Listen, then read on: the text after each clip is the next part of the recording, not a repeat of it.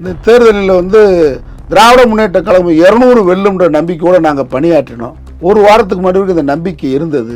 இப்பொழுது கூட்டணி கட்சியுடைய குழப்பம், திராவிட முன்னேற்ற கழகத்துக்குள்ளேயே 15,000 பேர் வேட்புமனு தாக்கல் பண்ணி 164 பேருக்கு தான் அங்கே சீட்டு கொடுக்கப்படும். சீட்டு யாரு கொடுத்துருங்க? மதுரை மாவட்டத்துல எல்லாம் அமைச்சர் மூர்த்தி இருக்கிறாரு. மூர்த்தி அங்கேருந்து இப்போ தியாகம் பண்ணவங்க, இந்த கட்சிக்கு உழைச்சவங்கலாம் இருக்கிறாங்க. பினாமிக்கு மட்டும்தான் சீட்டு கொடுத்துருக்கிறாரு. இந்த 10 சீட்டு பிஜேபி சட்டமன்ற உறுப்பினராக நாளை மாறி விடுவார்கள். எப்படி சொல்றீங்க? கடந்த கால நிகழ்வுன்னா இப்போ அவங்க வந்து இப்போ விஜயகாந்த் அணி வந்து இங்கே இணைஞ்சிருக்கு. ஓகே, இப்போ திமுக கூட்டணியில் இருக்கிறவங்க யாருமே மற்ற கட்சியினரில் பயணிச்சவங்க இல்லையா?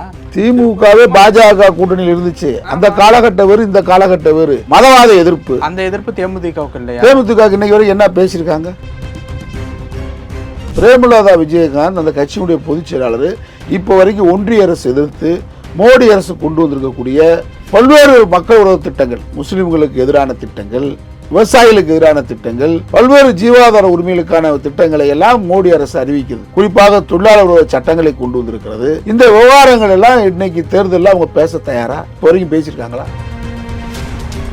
திருப்பூர் விவகாரத்தில் எல்லாம் இங்கே தமிழர் தேசம் ஒன்று போட்டியிடுகிற அந்த செல்வகுமார் எல்லாம் நாங்களாம் மலையில் தீபம் ஏற்றக்கூடாது, அந்த மலையில்னா வழக்கும்போல் ஏற்றக்கூடியது ஏற்றுங்க, சர்வேக்கல் ஏற்றக்கூடாதுன்னு போராடிட்டு இருக்கிறோம். ஒரு பெரிய கலவர சூழலை தடுத்துருக்கிறோம். அயோத்தியாக்கும்னு சொல்லி பாஜக கலவர சூழலை உருவாக்கிட்டு இருக்கு. ஆனால் அங்கே வந்து செல்வகுமார் கூலி ஆட்களை கூட்டு வந்து, அடியாட்களை கூட்டு வந்து மலை ஏறி நாங்கள் எப்படியும் ஒரு பாரம்பரியமான கம்யூனிஸ்டுகள் நிறைந்த மதுரையில் கம்யூனிஸ்டுகளை புறக்கணித்ததை கம்யூனிஸ்ட் தொண்டர்கள் வெளிக்காட்டாட்டினாலும். ஓகே சார், இது யாருக்கு சாதகமாக அமைய போகுது? ஆப்போசிட்ல இருக்கக்கூடிய எடப்பாடிக்கா, விஜய்க்கா, சீமானுக்கா, யாருக்கு? இது எல்லாத்தையும் மீறி தேசிய முற்போக்கு திராவிட கழகம் 10 சீட்டும் ஜெயிக்காது. இப்ப சொல்ல எழுதி வச்சுக்கிறேங்க. இந்த பேட்டி நான் பின்னாடி கொடுப்பேன், இதே இடத்துல கொடுக்குறேன். பிரேமலதா உட்பட 10 பேர் வெற்றி பெற முடியாது. நான் செல்வகுமார் இருக்கிற அணியில், பிரேமலதா விஜயகாந்த் இருக்கிற அணியில், கருணாஸ் எலிப்படை இருக்கிற அணியில், புலிப்படை எலிப்படை தான் எங்களுக்கு. புலிப்படை ஒண்ணுமே அவர் எனக்குமே புலியா பாயல. எனக்கு சீட்டு இந்த அணியை வச்சுக்கிட்டு பிரேமலதா விஜயகாந்தை வச்சுக்கிட்டு. ரியல் ஒன் உறவுகளே, நடுநிலையோடு பொறுப்புடன் செய்திகளை வழங்கி பல லட்சக்கணக்கான மக்களின் நம்பிக்கையை பெற்ற நமது சேனல் வளர்ச்சிக்கு உங்கள் ஆதரவு தேவை. இந்த ஊடக பயணம் தொடர்ந்து வலுப்பெற திரையில் தெரியும் QR கோட் ஸ்கேன் செய்தோ அல்லது டிஸ்கிரிப்ஷனில் உள்ள வங்கி விவரங்கள் மூலம் உங்களால் முடிந்த அளவு சப்போர்ட் செய்யுங்கள். உங்கள் ஒவ்வொரு ஆதரவும் நமது குரலை இன்னும் பல லட்சம் பேரிடம் கொண்டு செல்ல உதவும்.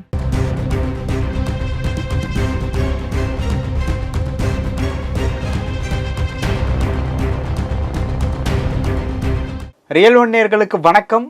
இன்று நம்மளுடைய நேர்காணலுக்கு அண்ணா திராவிட மக்கள் முன்னேற்ற கழக பொதுச் செயலாளர் மற்றும் வழக்கறிஞர் திரு பசும்பொன் பாண்டியன் அவர்கள் இணைஞ்சிருக்காங்க. சார் வணக்கம். வணக்கம். எப்படி இருக்கீங்க? நலமா இருக்கேன். எப்படி போயிட்டு இருக்கு பிரச்சாரம், தேர்தல் கலாம்லாம்? இப்பதான் சூடு பிடிக்க ஆரம்பிக்குது. அந்த வேட்புமனு தாக்கல்லாம் முடிஞ்சது 6ஆம் தேதி முடிஞ்சு வித்ட்ரா பண்ணதுக்கு இதெல்லாம் முடிஞ்சதுக்கு முன்னாடி சூடு பிடிக்க ஆரம்பிக்கும். ஓகே, இந்த ஒரு சூழ்நிலையில திமுக கூட்டணியில இருக்கக்கூடிய மற்ற கட்சியினருக்கு உங்களுடைய ஆதரவு கிடையாது அப்படிங்கிற ஒரு விஷயத்த நீங்கள் வந்து முடிவு பண்ணியிருக்கீங்க. திமுகவுக்கு மட்டும்தான் ஆதரவு, அதாவது திமுகவுக்கு மட்டும்தான், திமுக இருக்கக்கூடிய 164 இடங்களில் மட்டும்தான் உங்களுடைய ஆதரவு இருக்கும் அப்படிங்கிறது உங்களுடைய நிலைப்பாடாக இருக்கு இல்லையா? ஒரு கூட்டணி அமைச்சுட்டு வர்றாங்க அப்படின்னா மற்ற கட்சியினருக்கு ஆதரவு கிடையாது, அந்த கட்சியினருக்கு மட்டும்தான் ஆதரவு, அதாவது தலைமைக்கு எந்த கட்சி இருக்கோ அந்த கட்சிக்கு தான் ஆதரவு அப்படிங்கிறது முரணாக இருக்கே. அதாவது நான் வந்து திமுக கூட்டணி திமுகவுக்கு மட்டும் ஆதரவுன்னு சொல்லலை. திமுகவுடன் சனாதன மதவாதத்தை எதிர்க்கக்கூடிய விடுதலை சிறுத்தைகளுக்கு ஆதரவு உண்டு, காங்கிரஸ் பேர் இயக்கத்திற்கு ஆதரவு உண்டு, மறுமலர்ச்சி திராவிட முன்னேற்ற கழகத்திற்கு ஆதரவு உண்டு, பொதுவுடைமை இயக்கங்களுக்கு, கம்யூனிஸ்ட் இயக்கங்களுக்கு ஆதரவு உண்டு. அதே போன்று பல்வேறு இஸ்லாமிய அமைப்புகள், SDPI உள்ளிட்ட மனிதநேய மக்கள் கட்சி உள்ளிட்ட அங்கே போட்டியிடுகின்ற இஸ்லாமிய சகோதர அமைப்புகளுக்கு முழுமையான ஆதரவு உண்டு. யாருக்கு ஆதரவு இல்லை என்பதை நான் தெளிவுபடுத்துகிறேன் என்று சொன்னால், நாங்கள் எல்லாம் கடந்த 2019 நாடாளுமன்ற தேர்தலிலிருந்து இந்த அமைப்புகளெல்லாம், நான் சொன்ன கட்சிகளெல்லாம், என்னை போன்றவர்களெல்லாம் தொடர்ச்சியாக தமிழகத்திலே சனாதன மதவாத பாரதிய ஜனதா சங் பரிவார் கூட்டம் கால் பதித்து விடக்கூடாது என்பதற்காக திராவிட முன்னேற்ற கழக தலைமை கூட்டணியில் நாங்கள்லாம் பணியாற்றி வருகிறோம். அந்த அடிப்படையில் இப்போ தேர்தல் அறிவித்த உடனே கடந்த காலங்களில் முழுமையாக வந்து இவர்களெல்லாம் மோடி அணியுடனும் கடந்த கால தமிழக அரசுகள்லாம் நம்ம தேசிய முற்போக்கு திராவிட கழகம் பிரேமலதா விஜயகாந்த் தலைமையிலான அமைப்பு, தமிழர் தேசம்னு சொல்லி நத்தத்தில் போட்டியிடுகிற செல்வகுமாருடைய அமைப்பு, அதே மாதிரி கருணாசுடைய அந்த அமைப்பு, கொங்கு தமிழ் தேசம்னு சொல்லி ஈஸ்வரன் தலைமையிலான அமைப்பு, இவர்களெல்லாம் சாதியை முன்னெடுத்து சனாதனத்தை முன்னெடுத்து மனுதர்மத்தை ஆதரித்து பாரதிய ஜனதாவுடன் சாதிவாதி மத அமைப்புடன் கூட்டணி வைத்து அரசியல் நிகழ்வை நடத்தியவர்கள். இவருடைய இயக்கமே வந்து இவருடைய கொள்கையிலே வந்து மதவாதத்தை ஆதரிப்பது, சாதிவாதத்துக்கு துணை போவது. இப்போ நீங்கள் பார்த்தீங்கன்னா திருப்பரங்குன்றம் விவகாரத்தில் கூட பிரேமலதா விஜயகாந்த் அவர்கள் என்ன நிலைப்பாடு எடுத்திருக்கிறார் என்று சொன்னால், அங்கே அந்த சர்வேக்கல் என்று சொல்லப்படக்கூடிய சர்வேக்கல்ல தீபை ஏற்ற வேண்டும் என்று RSS சங் பரிவார் கூட்டம் அங்கே பெரிய கலவர சூழலை ஏற்படுத்தியது. எங்களை போன்றவர்கள் அதை தடுத்து நிறுத்தி இருக்கிறோம். ஆனால் அவர் அந்த சர்வேக்கல்லில் தீபம் ஏற்று சொன்னவர் தான், தீபம் ஏற்ற வேண்டும் என்று சொன்னவர் தான் பிரேமலதா விஜயகாந்த் அவர்கள். இன்றைக்கு அவருடைய நிலைப்பாடு என்ன? இப்போ பிரேமலதா விஜயகாந்த் அவர்களுக்கு 10 சீட்டு திமுக கூட்டணியில கொடுத்தது உங்களுக்கு பிடிக்கல? எனக்கு தனிப்பட்ட முறையில் பிடிக்கல. இந்த 10 சீட்டு பிஜேபி சட்டமன்ற உறுப்பினராக நாளை மாறி விடுவார்கள். எப்படி சொல்றீங்க? கடந்த கால நிகழ்வுன்னா இப்ப அவங்க வந்து இப்ப விஜயகாந்த் அணி வந்து இங்க இணைஞ்சிருக்கு. ஓகே, இப்போ திமுக கூட்டணியில இருக்கிறவங்க யாருமே மற்ற கட்சியினர்ல பயணிச்சவங்க இல்லையா? திமுகவே பாஜக கூட்டணியில் இருந்துச்சு. அந்த காலகட்டம் வேறு, இந்த காலகட்டம் வேறு. இல்ல சார், இப்ப நான் கேட்கறது என்னன்னா, தேமுதிக இதுக்கு முன்னாடி பாஜக கூட்டணி அதிமுக கூட்டணியில இருந்தப்போ அவங்க கூட பயணிச்சுட்டு வந்திருக்காங்க. இப்போ அதுல சில முரண்பாடுகள் ஏற்பட்டு திமுக கூட்டணியில இருக்காங்க. அப்படிங்கிறப்போ நாளைக்கு ஜெயிச்சு வந்துட்டா அந்த 10 பேருமே பாஜக எல்லாம் மாறிடுவாங்கிறதுக்கு என்ன ரீசன் சொல்ல? என்ன ரீசன்? அவங்க கொள்கை என்ன? இன்னைக்கு இப்போ வந்திருக்காங்க, திமுக கூட்டணியில் இணைஞ்சிருக்காங்க. திமுக கூட்டணியில் நாங்கள் எல்லாம் இணைஞ்சது, கம்யூனிஸ்டுகள் இணைஞ்சது, விடுதலை சிறுத்தைகள் இணைந்தது, காங்கிரஸ் இணைந்தது, மறுமலர்ச்சி திமுக இணைந்ததெல்லாம் என்ன காரணம்னு கேட்டா பிஜேபி எதிர்ப்பு, மதவாத எதிர்ப்பு. அந்த எதிர்ப்பு தேமுதிகவுக்கு இல்லையா? தேமுதிக இன்னைக்கு வரைக்கும் என்ன பேசியிருக்காங்க? அவங்க கூட்டணியில் சேர்ந்துட்டாங்களே இப்ப வரைக்கும். பிரேமலதா விஜயகாந்த் அந்த கட்சியுடைய பொதுச் செயலாளர் இப்ப வரைக்கும் ஒன்றிய அரசு எதிர்த்து மோடி அரசு கொண்டு வந்திருக்கக்கூடிய பல்வேறு மக்கள் உறவு திட்டங்கள், முஸ்லிம்களுக்கு எதிரான திட்டங்கள் இன்னும் அதிக மக்களை சென்றடைய வேண்டுமா? இன்றைய டிஜிட்டல் உலகில் சரியான ப்ரமோஷன் தான் வெற்றியின் முதல் படி. தமிழகம் முழுவதும் பல லட்சக்கணக்கான பார்வையாளர்களை தினமும் சென்றடையும் ரியல் ஒன் யூடியூப் சேனல்களில் உங்கள் பிசினஸ் இனி எல்லோரும் அறியட்டும். குறைந்த செலவில் அதிக ரீச். உங்கள் பிராண்டுக்கு நம்பிக்கையும் வளர்ச்சியும் சேர்க்க இன்றைய எங்களை தொடர்பு கொள்ளுங்கள். 9280087164. அதே போன்று இங்க இருக்கக்கூடிய விவசாயிகளுக்கு எதிரான திட்டங்கள், பல்வேறு ஜீவாதார உரிமைகளுக்கான திட்டங்களை எல்லாம் மோடி அரசு அறிவிக்கிறது. குறிப்பாக தொழிலாளர் சட்டங்களை கொண்டு வந்திருக்கிறது. இந்த விவகாரங்கள் எல்லாம் இன்னைக்கு தேர்தலில் அவங்க பேச தயாரா? இப்போ வரைக்கும் பேசியிருக்காங்களா? இல்லை, இப்போ வரைக்கும் பேசியிருக்காங்கன்னா பிரச்சாரம் ஆரம்பிச்சு கிட்டத்தட்ட 1 வாரம் கிட்ட ஆயிருக்கு. அவங்க இப்பதான் கொஞ்சம் கொஞ்சமா வந்து வெளியில பேசிட்டு இருக்காங்க. இதுக்கப்புறம் பேசுறாங்களா என்னவோ? இல்ல, அவங்க கடந்த கால நிகழ்வுகளை கடந்த காலத்துல எப்படி சார் பேச முடியும்? அதான் கூட்டணியில இருந்தாங்கல்ல. கூட்டணியில் இருந்த இல்லைங்க, பொதுவான விஷயங்கள். அப்ப நாளைக்கு என்ன கூட்டணியில் இப்ப எதுக்காக வந்து மதவாதத்தை எதிர்க்க வந்திருக்காங்களா? அவங்க ஸ்டாண்ட் என்ன? இப்ப திமுக கூட்டணியில நான் என்ன காரணத்துக்காக இணைஞ்சிருக்கேன் என்ன சொல்லியிருக்காங்க? திமுக கூட்டணியில் இப்ப நான் சொல்றேன், நாங்க திமுக கூட்டணியில் வந்தது காரணம் மதவாத எதிர்ப்பு. பாஜக தமிழ்நாட்டில் கால் பதிக்க கூடாது. தேசிய முற்போக்கு திராவிட கழகம் விஜயகாந்த் கட்சி திமுக கூட்டணியில் இப்ப என்ன சொல்லி வந்திருக்கு நாட்டுக்கு சொல்லுங்க. விடுதலை சிறுத்தைகள் தெளிவா அறிவிக்குது, எந்த காரணத்தை மட்டும் நாங்கள் சமாதானமாக கூட போக தயார். இவ்வளவு நாங்கள் சீட்டு எங்களுக்கு குறைச்சிருக்காங்க, கேட்ட தொகுதி கொடுக்கல, கேட்ட இடம் கொடுக்கல, எனக்காக சீட்டே இல்லைன்றாங்க. ஆனாலும் நாங்கள் வந்து இதை மனப்பூர்வமாக ஏற்றுக்கிறோம். சீட்டு இல்லைன்றத கூட நான் ஏற்றுக்கிறேன். ஆனால் என்னை விட பாஜக எதிர்ப்பில் இவர்களுக்கு கொடுக்கப்பட்டிருக்கிற விஜயகாந்த் கட்சியோ, இந்த தமிழர் தேசமோ, கொங்கு தமிழ் தேச கட்சியோ, இந்த புலிப்படை எலிப்படையோ, இந்த படைகள் எல்லாம் எங்களை விட மனு தர்ம எதிர்ப்பில், மதவாத எதிர்ப்பில். இங்கே ஒன்றிய அரசு நம்மளை வஞ்சித்ததே, ஜிஎஸ்டி நிலுவைத் தொகை கொடுக்கவில்லை, கல்வி உரிமை அந்த நிதியை கொடுக்கல, பல்வேறு விதமான வஞ்சகத்தை தொடர்ந்து மோடி அரசு செய்தது.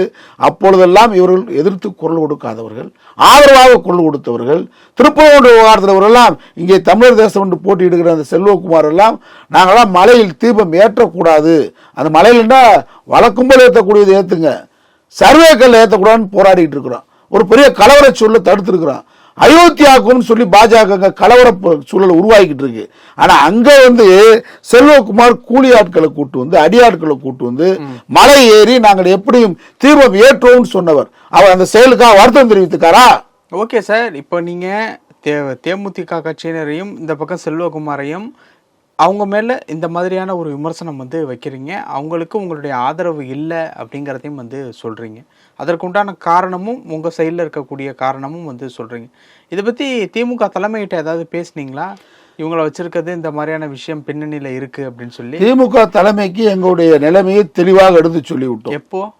இப்போ நாங்கள் இந்த தொகுதி சீட்டு கேட்டு போகும்போது வரும்போதெல்லாம் நாங்கள் பேசியிருக்கிறோம். யார்கிட்ட சொன்னீங்க சார்? நாங்கள் திமுக தலைமை, தனிப்பட்ட நபர்கள் இல்லை, தலைமையில ரியல் ஒன் உறவுகளே, நடுநிலையோடு பொறுப்புடன் செய்திகளை வழங்கி பல லட்சக்கணக்கான மக்களின் நம்பிக்கையை பெற்ற நமது சேனல் வளர்ச்சிக்கு உங்கள் ஆதரவு தேவை. இந்த ஊடக பயணம் தொடர்ந்து வலுப்பெற திரையில் தெரியும் QR கோட் ஸ்கேன் செய்தோ அல்லது டிஸ்கிரிப்ஷனில் உள்ள வங்கி விவரங்கள் மூலம் உங்களால் முடிந்த அளவு சப்போர்ட் செய்யுங்கள். உங்கள் ஒவ்வொரு ஆதரவும் நமது குரலை இன்னும் பல லட்சம் பேரிடம் கொண்டு செல்ல உதவும். குழு பேச்சுவார்த்தைக்கு தொகுதி பங்கீட்டு குழுல போகும்போது எங்க உயர்மட்ட குழு நிர்வாகிகள் போய் சந்திச்சிருக்கிறாங்க.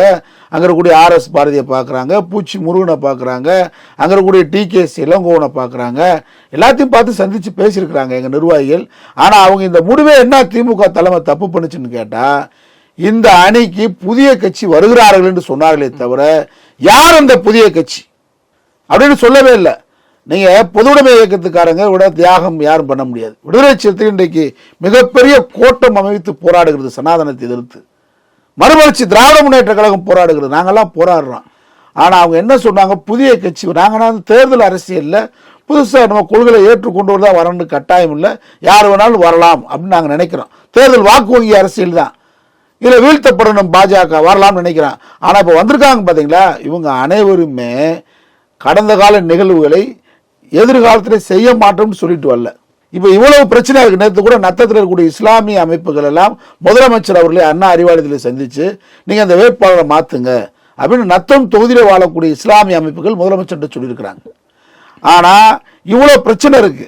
இப்போ எங்களை போன்றவர்கள் திராவிடர் கழகத்தில் இருக்கக்கூடியவங்க பெரியார் சிந்தனையாளர்கள், அண்ணாவின் சிந்தனையாளர்கள், உண்மையான கலைஞர் உடன்பிறப்புகள்லாம் இந்த நிகழ்வை ஏற்றுக்கொள்ளவில்லை.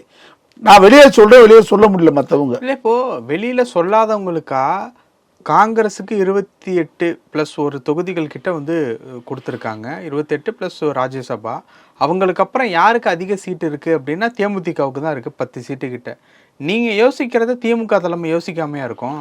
திமுக தலைமை யோசிக்கவில்லை, யோசிக்க வேண்டும் என்பதுதான் இந்த பேட்டி. என்னுடைய அறிக்கை, என்னுடைய கருத்துக்கள் எல்லாம் திமுக தலைமை தவறு செய்கிறது. இந்த தேர்தலில் தோற்பதற்கு வாய்ப்புகளை உருவாக்குறீங்க நீங்களே. உங்களுக்கு அருமையான திட்டங்களை நிறைவேற்றிருக்கீங்க. முதலமைச்சர் 5 ஆண்டுகள் மக்களுக்கான திட்டங்களை செஞ்சிருக்கிறாரு. இப்போ 10 தொகுதிகள் கிட்ட தோக்குது அப்படின்னா அதுக்கு உண்டான வாய்ப்பை திமுக தான் ஏற்படுது. திமுக தவறு எப்படி ஏற்படுதுன்னு எங்களுக்கு புரியல. ஓகே, அப்படி பார்த்தா நீங்க எதிர்க்க வேண்டியது திமுக தானே இருக்கணும். யார் அந்த வாய்ப்பு கொடுக்குறாங்களோ அவங்கள தானே எதிர்க்கணும். வாய்ப்பு வாங்கினவங்கள்ட்ட எதிர்க்கிறீங்க. வாய்ப்பு வாங்க எங்க வாங்கி தேமுதிக 10 தொகுதி வாங்கியிருக்காங்க, செல்வகுமார் ஒரு தொகுதி வாங்கி. எங்களை போன்றவர்களுக்கான வாய்ப்பை பறித்திருக்கிறது. இந்த வாய்ப்பை கொடுத்தது தவறுன்னு சொல்றோம். ஓகே, கொடுத்தவங்களால நீங்க கொடுத்தா பிஜேபி வந்துடும்ல. நாங்க அந்த இடத்துக்கு வரல. ஓகே, நாங்க திமுக தலைமை கட்டமைப்பு பெரிய கட்டமைப்பு. ஓகே, தளபதி ஸ்டாலின், தம்பி உதயநிதி ஸ்டாலின்லாம் சனாதன எதிர்ப்பு போராளிய. ஆனா அவங்களுக்கு கீழே இருக்கிறவங்க தான் இந்த தவறை பண்றாங்க. தவறான ஆலோசனை கொடுத்துருக்காங்களா அல்லது அதாவது இப்ப எல்லா மாநிலத்திலும் நீங்க பாத்தீங்களா? இல்ல இப்ப ஒரு விஷயம் தெளிவா சொல்றீங்க. நம்ம தேமுதிகவை எதிர்க்கிறோம். இந்த பக்கம் செல்வகுமார் நத்தத்தில் சீட்டு கொடுத்த செல்வகுமார் இவர்கள்லாம் இருக்காங்க. இந்த பக்கம் முக்குளத்தூர் புலிப்படை இருக்காங்க. இவங்க எல்லாரையுமே எதிர்க்கிறோம். ஆனால் இந்த வாய்ப்பு வழங்கின திமுக தலைமையை நம்ம எதிர்க்க மாட்டோம். ஏன்னா திமுக தலைமை நம்ம எதிர்த்தா பாஜக உள்ளே வந்துடும். இப்போ பாஜகவினுடைய எதிர்ப்பில் திமுக ஸ்ட்ராங்காக இருக்குங்கிறதுனால நம்ம திமுக தலைமை எதிர்க்கக்கூடாது அப்படிங்கிற மாதிரி ஒரு விஷயம் சொல்கிறீங்க இல்லையா? இது ஓகே. பட் இப்போ இந்த ஒரு விஷயத்தினால திமுகவுக்கு என்ன நடக்க போகுது? கருணாஸ் அவர்களை வச்சிருக்கிறதுனாலையும் தேமுதிக வச்சிருக்கிறதுனாலையும் ஆஃப்டர் எலெக்ஷனுக்கு அப்புறம் பேசுவோம். ஒரு பெரிய அதிருப்தி நிலவுகிறது, கூட்டணிக்குள்ள அதிருப்தி நிலவுகிறது. ஏன்னு கேட்டால் நீங்கள் மதுரையை எடுத்துக்கிட்டீங்களாக்கா, எனக்கு தெரிஞ்சு சுதந்திரம் அடைஞ்ச பின்னாடி நடந்த தேர்தலில் மதுரை என்பது தொழிலாளர் நிறைந்த, கம்யூனிஸ்டுகள் நிறைந்த ஒரு ஊர். அந்த ஊரில் நீங்கள் பார்த்தா கம்யூனிஸ்டுகள் சிறையிலேயே இருந்து பி. ராமூர்த்தி வெற்றி பெறார். சிறைக்குள்ளே இருந்து வேட்புமனு தாக்கல் செய்து சிறையில் இருக்கும்போதே தேர்தல் நடந்து சிறையில் இருக்கும்போதே வெற்றி பெற்றார். அப்பேற்பட்ட ஊரில் இந்த தடவை நீங்கள் பார்த்தீங்களாக்கா கம்யூனிஸ்டுகளுக்கு சீட்டே இல்லை. நாடாளுமன்ற உறுப்பினர் கம்யூனிஸ்ட் நாடாளுமன்ற உறுப்பினர், அங்கே மதுரை நாடாளுமன்ற உறுப்பினர் கம்யூனிஸ்ட் கட்சி வெற்றி பெற்றிருக்கு. இந்த தேர்தலில் மட்டும்தான் வரலாறுலே இல்லாத அளவுக்கு கம்யூனிஸ்ட் கட்சிக்கு சீட்டு கொடுக்கவே இல்லை. அப்ப ஒரு பாரம்பரியமான கம்யூனிஸ்டுகள் நிறைந்த மதுரையில் கம்யூனிஸ்டுகளை புறக்கணித்ததை கம்யூனிஸ்ட் தொண்டர்கள் வெளிக்காட்டாட்டினாலும் உள்ள குமுறல் இருக்கத்தான் செய்யும், நிச்சயம் உண்டு, அது மாற்றம் இல்லை. அதே போன்று மறுமலர்ச்சி திராவிட முன்னேற்ற கழகம், அவர் வைகோ அவர்கள் கொள்கையில் உயரமானவர், ஆள் உயரமானவர். ஆனால் அந்த கட்சிக்கேற்ற சதவீதத்தை வாங்காத மட்டுமல்ல, 4 பேருமே உதயசூரியன் நிற்பான்னு சொன்னதை வைகோ மனதார ஒத்துருக்கலாம். அவரை ஃபாலோ பண்ணக்கூடியவர்கள் நாங்கள் மோனூரில் பார்க்குறோம், இன்ஸ்டாகிராமில் பார்க்குறோம், அந்த தொண்டர்களை சந்திக்கிறோம். மன நிறைவாக இல்லை. இப்போ நான் பேசுகிறேன்னா எதிர் விளைவுகளை பற்றி கவலைப்படாதவன், உள்ளவே உள்ளவாறு உரைப்பவன், உரிமைக்காக குரல் கொடுப்பவன்.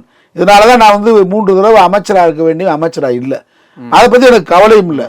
உண்மையை சொன்னோம் அப்படின்ற பேர் இருந்தால் போதும். நமக்கு வரலாறுல உண்மையை பேசுனாங்க அப்படின்றதுக்காக ஒரு ஆள் இருந்தாங்க திராவிட இயக்கத்தில் அப்படின்றது பேர் இருந்தால் கூட போதும். அதனால் நான் பேசுகிறேன். ஆனால் நீங்கள் பார்த்தா அது மாதிரி விடுதலை சிறுத்தைகள் கேட்ட இடமும் கொடுக்கல, கேட்ட தொகையான அந்த எண்ணிக்கையும் கொடுக்கல. அந்த தோழர்கள் மிக வருத்தத்தில் இருக்கிறாங்க. இது மாதிரி அங்கே இருக்கக்கூடிய யாருமே மனநிறைவாக இல்லை. ஒன்று நாங்கள் என்ன இருக்கிறோம்னு கேட்டால், ஏன் திமுகவை ஆதரிக்கிறோம் அப்படின்னு கேட்டால், பெரிய கட்டமைப்பு தளபதி ஸ்டாலின் மேல் இன்னும் நாங்கள் நம்பிக்கை வச்சிருக்கோம். இப்போ தம்பி உதயநிதி மேல நம்பிக்கை வச்சிருக்கிறோம். ஓகே சார், இது நம்பிக்கை, பிஜேபி எதிர்ப்பு, அது திமுகவால தான் முடியும் அப்படிங்கிறது எல்லாமே ஓகே. இது எந்த அளவுக்கு ஆயிடுச்சுன்னா, இப்போ அதிமுக தேர்தலுக்காக ஆட் பண்ணுவாங்கல்ல, அதில் அந்த ஆடை எப்படி ஆரம்பிக்குதுன்னா, இது உனக்கு தெரியாது, பிஜேபி உள்ள வந்துடக்கூடாது அப்படின்னு சொல்லிட்டு தான் அதிமுகவோட ஆடே இருக்கு. அதிமுகவும் பாஜகவும் கடந்த 3-4 தேர்தல் கிட்ட கூட்டணியில் வந்துட்டாங்க. அவங்களே அப்படி தான் வச்சுருக்காங்க. பட் இவ்வளோ பிரச்சனைகள், இவ்வளோ அதிருப்திகளை வச்சுக்கிட்டு நீங்கள் தேர்தலை சந்திக்கும் போது நாளைக்கு வெற்றியே கிடைச்சாலும் அதன் பின்பு என்னாகும் அப்படிங்கிறது தானே ஒரு கேள்வியாக இருக்கு. ஸோ யாருக்கு வெற்றி கிடைச்சாலும், திமுகவுக்கே வெற்றி கிடைச்சாலும் அந்த வெற்றிக்கு அப்புறம் அந்த கூட்டணி இருக்குமா, இல்லை இவ்வளோ அதிருப்தியை வச்சுக்கிட்டு மீண்டும் பயணிப்பாங்களா அப்படிங்கிற ஒரு கேள்வி வருது இல்லை. தேர்தலுக்கு பின்னாடி அந்த நிலைப்பாடு எடுக்க வேண்டி வரும். ஏன்னா தேர்தலில் எனக்கு தெரிஞ்சு இந்த தேர்தலில் திராவிட முன்னேற்ற கழகம் 200 வெல்லும்ன்ற நம்பிக்கையோடு நாங்கள் பணியாற்றினோம். ஒரு வாரத்துக்கு முன்னாடி இந்த நம்பிக்கை இருந்தது. இப்பொழுது கூட்டணி கட்சியுடைய குழப்பம், திராவிட முன்னேற்ற கழகத்துக்குள்ளேயே 15,000 பேர் வேட்புமனு தாக்கல் பண்ணி 164 பேருக்கு தான் அங்கே சீட்டு கொடுக்கப்பட்டிருக்கு. இல்லை, சீட்டு கொடுக்கப்பட்டவர் யாருன்னு பார்க்கணும்ல. நீங்கள் சீட்டு யாரு கொடுத்துருக்கீங்க? மதுரை மாவட்டத்துல எல்லாம் அமைச்சர் மூர்த்தி இருக்கிறாரு. மூர்த்தி அங்கிருந்து இப்போ தியாகம் பண்ணவங்க, இந்த கட்சிக்கு உழைச்சவங்கலாம் இருக்கிறாங்க. பினாமிக்கு மட்டும் தான் சீட்டு கொடுத்துருக்கிறாரு. நான் இந்த மதுரை மாவட்டத்திலிருந்து வந்தனால சொல்றேன், பினாமிகளுக்கு சீட்டு கொடுத்துருக்கிறாரு. மதுரை மாவட்ட வரலாறே இல்லாத அளவுக்கு உசிலம்பட்டி தொகுதியெல்லாம், நான் உசிலம்பட்டி தான் கேட்டேன், உசிலம்பட்டி தொகுதியில் 7 முறை ஃபார்வர்ட் பிளாக் ஒரே நேரத்தில் வெற்றி பெற்ற தொகுதி. தமிழ்நாட்டிலே ஃபார்வர்ட் பிளாக்கு சிங்கச்சின்ன 7 முறை வெற்றி பெற்ற தொகுதி. காங்கிரஸுக்கு முழுமையான எதிர்ப்பான தொகுதி. மதுரை மாவட்டத்தில் 2 தொகுதியை காங்கிரஸ் கொடுக்கலாமா? இன்னைக்கு வரைக்கும் மேலூரில் காங்கிரஸ் வேட்பாளர் அறிவிக்கல. நாளை கழிச்சோட வேட்பு முடிய போகுது. எவ்வளோ ஒரு விஷயம் பாருங்க. அந்த மதுரை மாவட்டத்தில் பார்த்தா கட்சியில் முன்னோடிகளாக நிறைய பேர். பொன்முத்துராமலிங்கம் முன்னாள் அமைச்சர், முன்னாள் மேயர் குழந்தைவேலு, முன்னாள் சட்டமன்ற உறுப்பினர் வேலுச்சாமி, ஜெயராமன். நாங்களாம் திமுக இருந்துட்டு தான் வந்தோம்.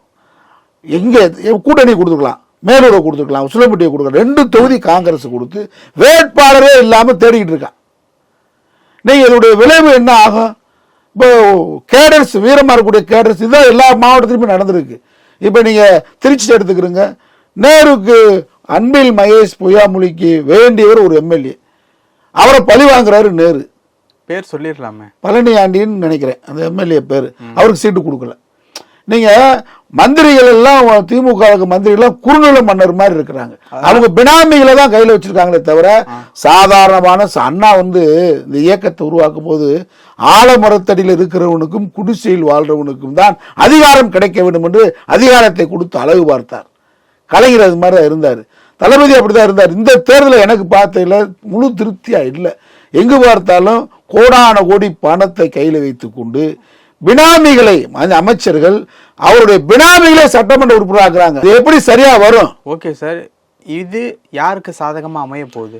ஆப்போசிட்ல இருக்கக்கூடிய எடப்பாடிக்கா, விஜய்க்கா, சீமானுக்கா, யாருக்கு? இது எல்லாத்தையும் மீறி திராவிட முன்னேற்ற கழகம் வெல்லும். எப்படின்னு கேட்டா அவங்க சாதனை, நம்முடைய முதலமைச்சருடைய சாதனை.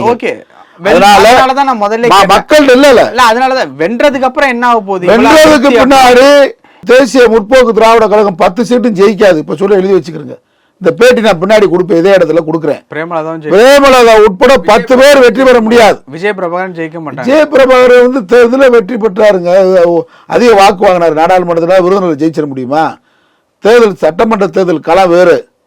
அதனால 10 தொகுதியும் தோக்கும், எழுதி வச்சுக்கிறேங்க. மாபெரும் தோல்வியை அந்த செல்வகுமார் தோப்பார். டெப்பு வாங்குறது கஷ்டம். அது மாதிரி இப்ப நான் சொல்றதெல்லாம் வந்து எனக்கு பிடிக்கல. நான் யதார்த்த கலநிலவரத்தை பேசுறேன், உண்மையை பேசுறாள். அதை போன்று கொங்கு தமிழ் தேசத்துல 2 தொகுதி அதிமுக தான் வெற்றி பெறும். ஈஸ்வரன் அணி ஜெயிக்காது. மாபெரும் டெபாசிட் இழப்பாரு கருணாஸ். செந்தில்குமார் உறுதியான வெற்றி. இப்ப மதுரை மாவட்டத்தில் என்ன நான் போன தடவை சொன்னேன், 5 தொகுதி திமுக தோக்கும். 2020 ஸ்டாலின் அலை அப்பே 5 தொகுதி தோக்கும்னு சொன்னேன். 5 தொகுதி தோத்தது திமுக. இப்ப சொல்றேன் 7க்கு மேற்பட்ட இடங்கள்ல திமுக அங்க வராது. இதுல உங்களுக்கு ஏதாவது ஒரு சீட்டு அங்கீகாரம் கொடுத்திருந்தா இந்த மாதிரி நிச்சயம் பேசுவேன். எனக்காக மட்டும் பேசல, நிச்சயம் பேச. எனக்கு அதிருப்தினா பேசுவேன். இது வந்து என்ன அதிருப்தின்னு கேட்டா, எனக்கு சீட்டுக்காக மட்டும் நான் இந்த அணியில் நிக்கல. 2019 வந்தேன். 2019 நாடாளுமன்ற தேர்தலில் ஆதரிச்சு பிரச்சாரம் பண்ணோம். 2019 உள்ளாட்சி தேர்தலில் பேசினேன். 2021 சட்டமன்ற தேர்தலில் பேசணும். 2024 நாடாளுமன்ற தேர்தலில் பேசினேன். எனக்கு தனிப்பட்ட முறையில் அதிருப்திலாம் எனக்கு பதவி இல்லை. அண்ணா சொன்ன மாதிரி நான் இடுப்பில் கட்டிருக்க வேஷ்டி தான் கொள்கை. பதவி என்பது பயன்படுத்தி வாழ்றதுக்காக மட்டும் இல்லை, கொள்கையில இம்ப்ளிமெண்ட் பண்ணணும். திராவிட சித்தாங்களை அமல்படுறதுக்கு தான் பதவியை தவிர, எனக்கு சீட்டு கொடுத்திருந்தாலும் நான் தளபதி ஸ்டாலின் இந்த கருத்தை வலியுறுத்துவேன். இன்னும் சொல்லணும்னா இந்த அணிலாம் சேர்த்து எனக்கு சீட்டு கொடுத்திருந்தா கூட நான் தெளிவாக உறுதியாக சொல்றேன், நான் செல்வகுமார் இருக்கிற அணியில், பிரேமலதா விஜயகாந்த் இருக்கிற அணியில், கருணாஸ் எலிப்படை இருக்கிற அணியில், எலிப்படை தான் எங்களுக்கு. புலிப்படை ஒண்ணுமே அவர் எனக்குமே புலியா பாயல. என்ன ஒரு வரலாறு இருக்கு. நான் வந்து கவர்னர் எடுத்த வழக்கு என் திமுக ஆட்சியிலேயே என்னை கைது பண்ணாங்க. எனக்குன்னு ஒரு வரலாறு இருக்கு. திராவிட சித்தாவுக்கு போராடி இருக்கேன். 27 முறை சிறை சென்றிருக்கிறேன். அதனால எனக்கு சீட்டு கொடுத்து இந்த அணியில் இருந்தாலும் நான் அமைதியா இருந்திருக்க மாட்டேன். நான் என்ன சொல்லிருப்பேன்னு கேட்டா, இந்த சீட்டை கமலஹாசன் மாதிரி வேற ஆளு கொடுத்துருங்க, நான் ஆதரவு இதே மாதிரி ஆதரவு தெரிவிக்கிறேன், ஆனா இவங்களுக்கு இல்லைன்னு சொல்லிட்டு தான் வந்திருப்பேன். இதான் யதார்த்த உண்மை. சீட்டுக்காகவே கொடுக்கறதுக்கு அதிருப்தியே எனக்கு கிடையாது. நான் மன மகிழ்ச்சியோட இருப்பேன். ஏன்னா நான் நல்லா இருக்கிறேன், வழக்கறிஞராக இருக்கிறேன், தொழில் பண்றேன், சாப்பிட்றேன், என் சொந்த உழைப்புல வாங்குறேன், சாப்பிட்றேன். அதனால சட்டமன்ற உறுப்பினராக நான் புதுசா எதையும் வாங்கன்ற அவசியம் இல்லை. அந்த பதவியை பயன்படுத்தி வாழ வேண்டிய கட்டாயத்தை நான் இல்லை. உண்மையை உள்ளவாறு உரைக்கணும். எனக்கு சீட்டு இந்த அணியை வச்சுக்கிட்டு பிரேமலதா விஜயகாந்தை வச்சுக்கிட்டு கொடுத்திருந்தா இந்த ஆதரவு இதே நிலைப்பாடு தான் எடுத்திருப்பேன். அது எந்த மாற்றமும் கிடையாது. பல விஷயங்கள் பேசியிருக்கோம். நேரத்துக்கு ரொம்ப நன்றி. நன்றி. இன்னும் அதிக மக்களை சென்றடைய வேண்டுமா? இன்றைய டிஜிட்டல் உலகில் சரியான ப்ரமோஷன் தான் வெற்றியின் முதல் படி. தமிழகம் முழுவதும் பல லட்சக்கணக்கான பார்வையாளர்களை தினமும் சென்றடையும் ரியல் ஒன் யூடியூப் சேனல்களில் உங்கள் பிசினஸ் இனி எல்லோரும் அறியட்டும். குறைந்த செலவில் அதிக ரீச். உங்கள் பிராண்டுக்கு நம்பிக்கையும் வளர்ச்சியும் சேர்க்க இன்றே எங்களை தொடர்பு கொள்ளுங்கள். 928 00 8714.